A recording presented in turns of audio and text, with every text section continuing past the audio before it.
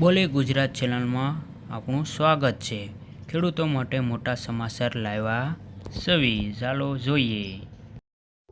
ગુજરાત રાજ્યમાં ખેડૂતોને ખૂબ મોટા પ્રમાણમાં ડુંગળીનું વાવેતર કરતા હોય છે।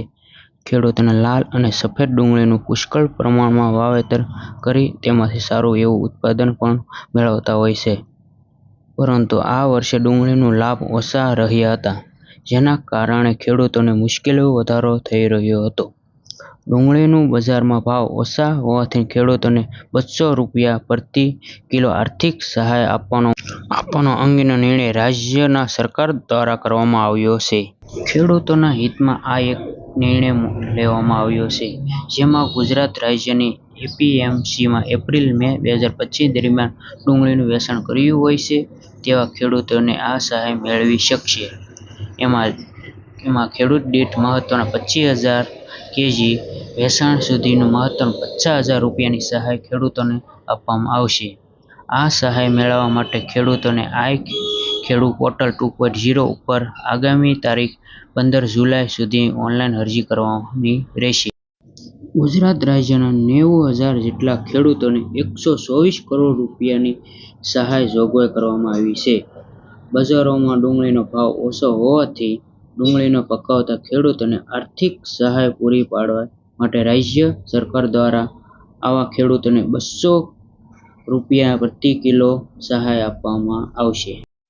સામાન્ય વાવેતર વિસ્તારની સરખામણીએ વધુ હોવાથી રાજ્યમાં ડુંગળીનું ઉત્પાદન પણ અંદાજિત 248.70 લાખ કેજી જેટલું નોંધાયું છે।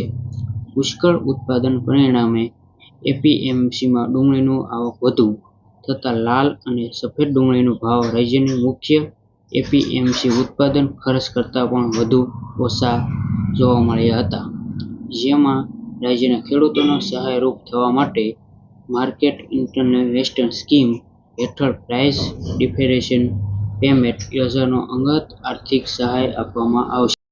ગત તારીખ 1 એપ્રિલ તારીખ 31 મે 2025 દરમિયાન ડુંગળીનું એપીએમસીનું વેચાણ કર્યું હોય તેવા ખેડૂતોને ₹200 પ્રતિ કિલો સહાય આપવામાં આવશે।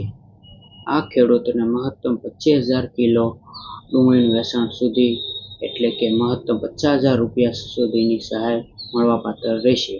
આ આર્થિક સહાય માટે રાજ્ય સરકાર દ્વારા કુલ ₹124.36 કરોડ જેટલી માતબર રકમની જોગવાઈ કરવામાં આવી છે, જેનો રાજ્યમાં આશરે 90,000 જેટલા ખેડૂતોને લાભ મળશે।